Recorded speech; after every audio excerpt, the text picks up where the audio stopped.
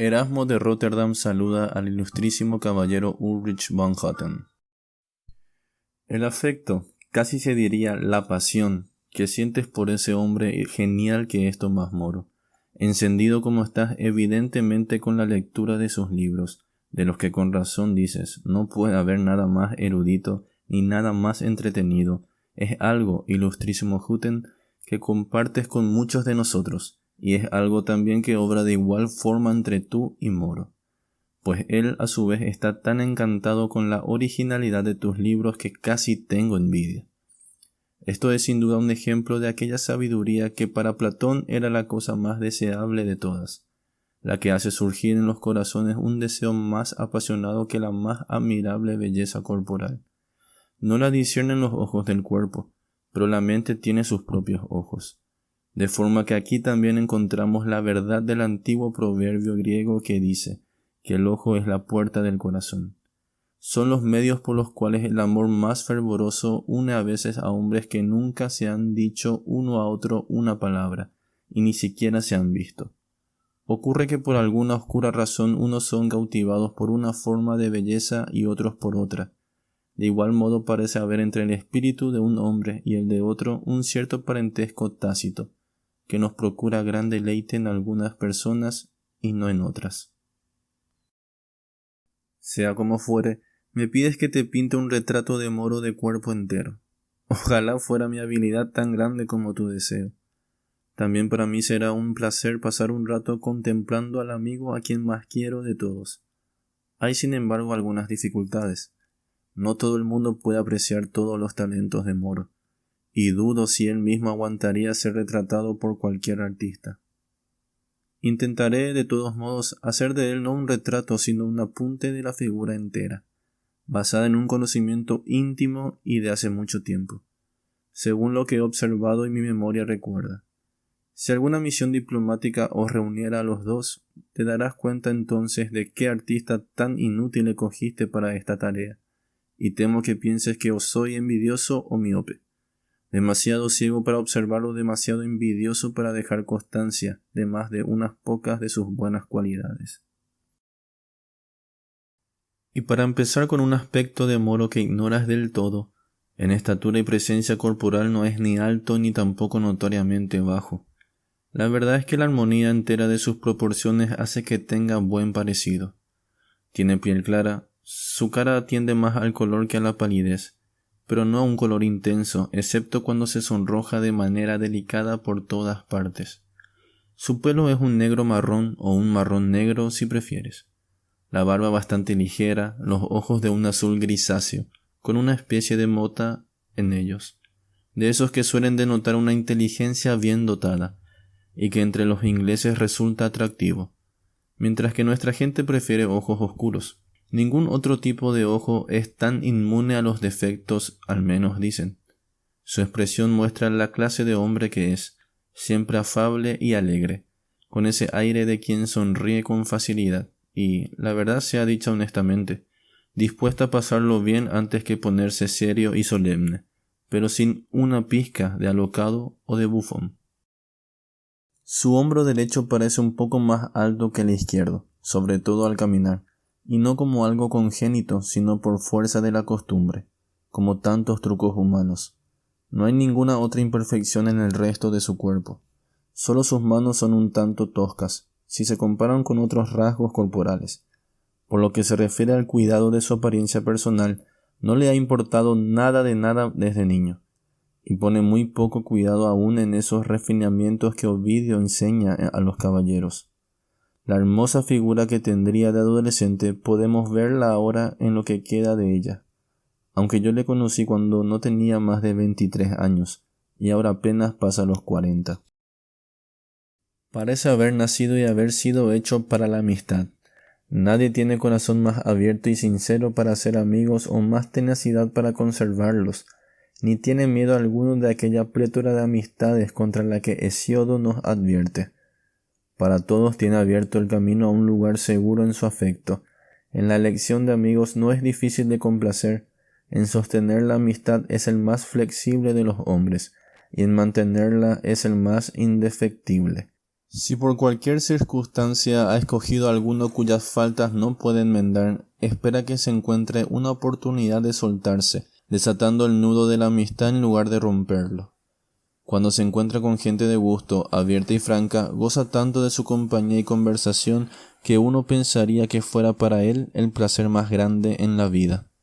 Juegos de pelota, juegos de azar y los naipes son cosas que detesta, y todos los otros pasatiempos con los que los pelotones de grandes del reino normalmente entretienen sus horas de tedio. Además, aunque es algo negligente en sus propios asuntos, nadie podría preocuparse más de sacar adelante los asuntos de sus amigos. ¿Para qué más palabras? Si alguien busca un ejemplo de perfecta amistad, en ninguna parte lo encontrará con más provecho que en Moro. En sociedad es tan extraordinariamente cortés y apacible que no hay nadie tan triste por naturaleza al que Moro no pueda alegrar, ni atrocidad tan grande cuya desazón no le sea imposible disipar. Desde niño le ha gustado tanto bromear que parecía haber nacido para hacerlo, pero nunca con bromas bufas y jamás le ha gustado el humor mordaz.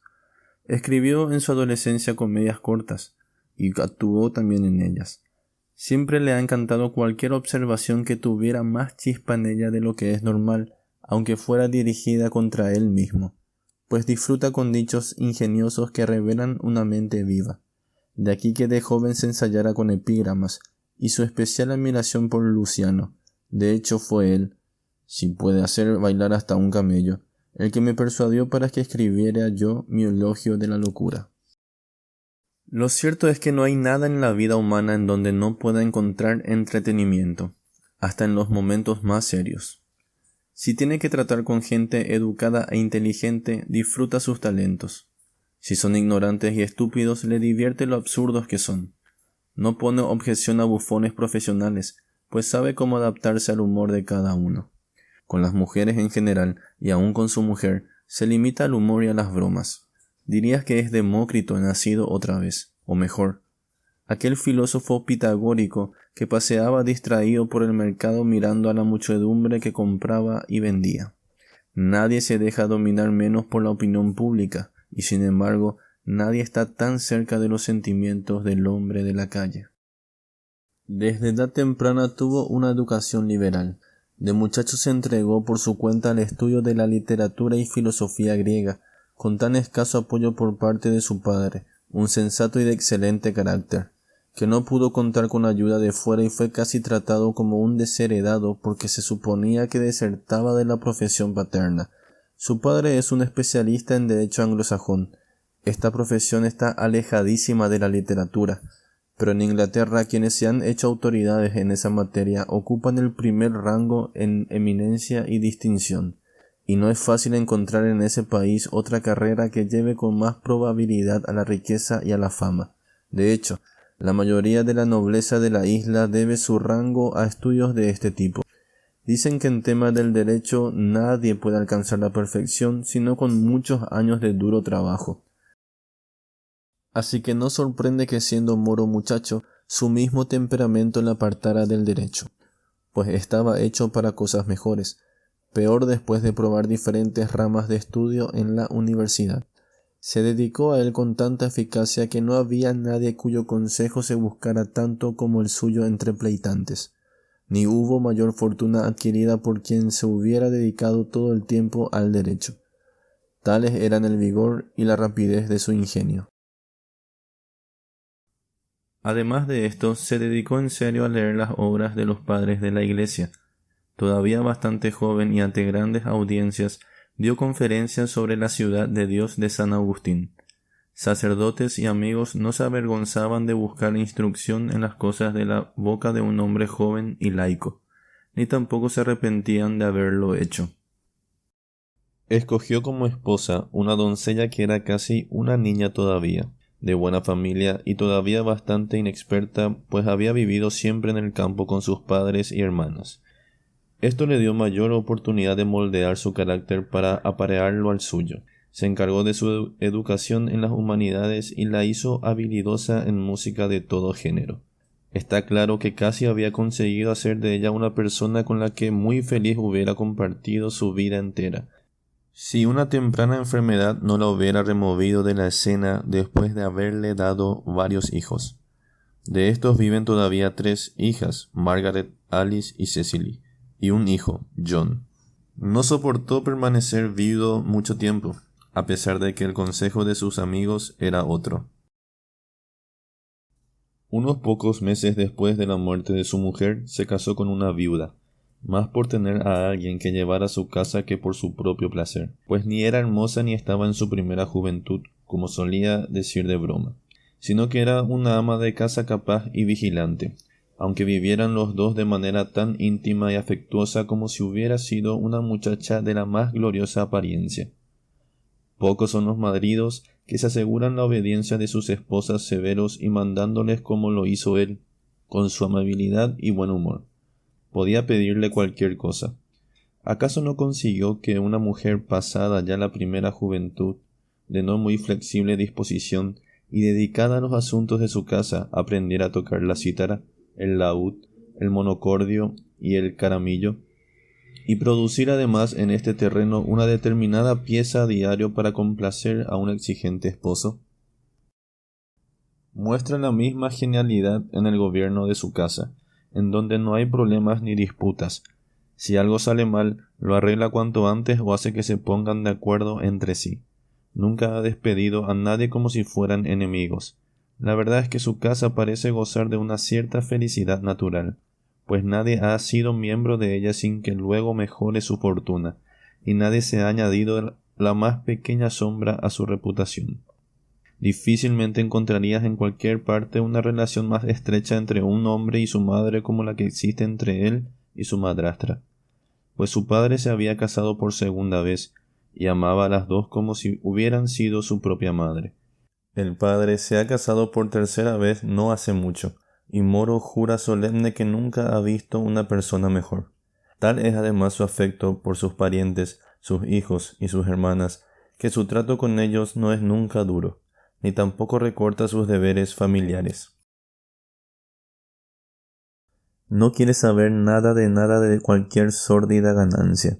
Para proveer por sus hijos ha destinado de sus haberes lo que considera suficiente para ellos, y gasta el resto con largueza. Cuando todavía dependía para sus ingresos de sus clientes, a todos daba consejo oportuno, pensando mucho más en ellos que en su propio beneficio.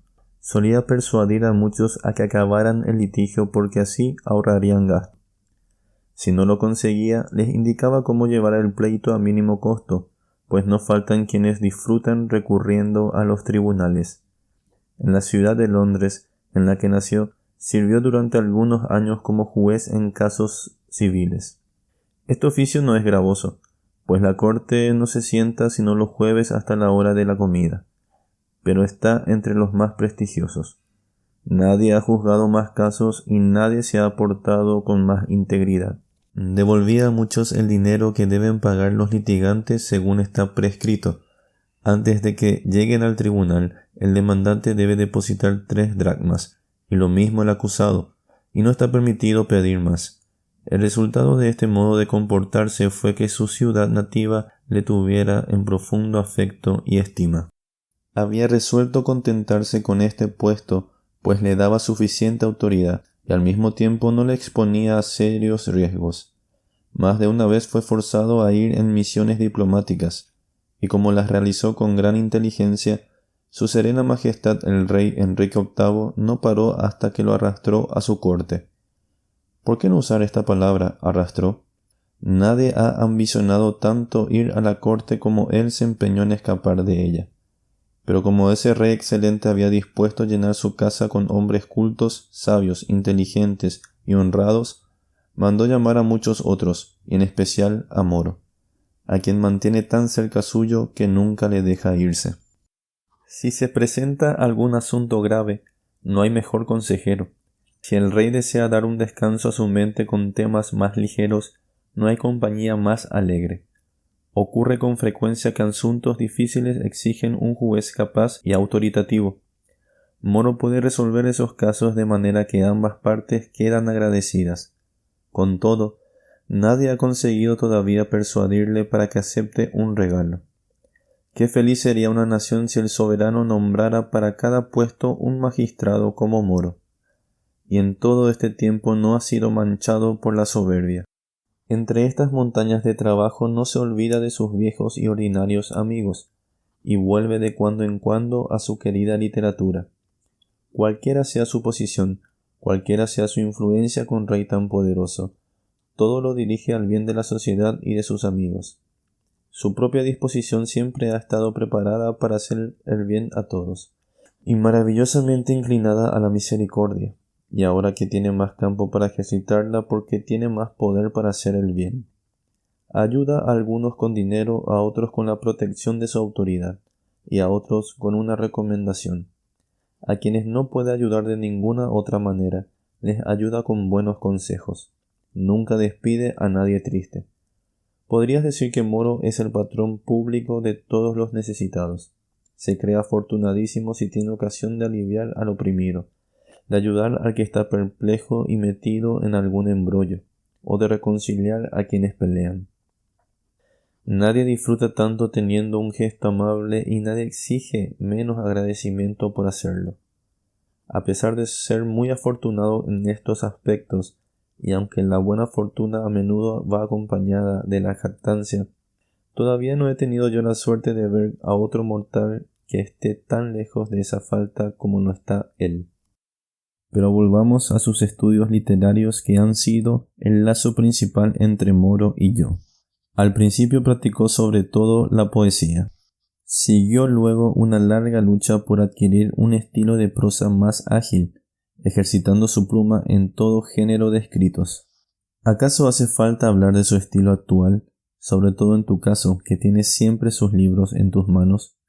Le gustan de manera especial las declamaciones, y dentro de ese terreno en cuestiones paradójicas, pues en ellas tiene más campo el ingenio. Cuando era adolescente trabajó en un diálogo en el que defendía la doctrina de Platón sobre el comunitarianismo, extendido aún a las esposas. Escribió una respuesta al tiranicida de Luciano, y quiso tenerme a mí como su oponente para probar con más precisión los progresos que había hecho en este tipo de composición. Publicó la Utopía con la intención de mostrar el porqué de las diferencias en la sociedad, pero retrató sobre todo la nación inglesa, porque la había estudiado y era la mejor que conocía. Escribió primero el libro segundo, en su tiempo libre. Más tarde, cuando tuvo oportunidad, añadió el primer libro bajo la inspiración del momento. De ahí esa cierta desigualdad en el estilo. Sería difícil encontrar un orador que improvise mejor que él. Una lengua feliz sigue sumisa a una ingeniosa cabeza. Su inteligencia está siempre dispuesta, siempre pasando con agilidad al siguiente punto. Su memoria siempre a mano, y como todo en ella se preserva constante y sonante. Saca con prontitud y sin titubeo lo que el tiempo o lugar pidan. Nada más perspicaz se puede imaginar en discusiones, de modo que a menudo las ha tenido con los más eminentes teólogos en sus propias especialidades, y casi ha resultado demasiado para ellos. John Colet, crítico experimentado y sensible, solía decir algunas veces en conversación que había solo un hombre capaz en toda Inglaterra, aunque la isla ha sido bendecida con tantos hombres de asombrosa habilidad. No descuida la práctica de la piedad verdadera, pero está lejísimos de toda superstición.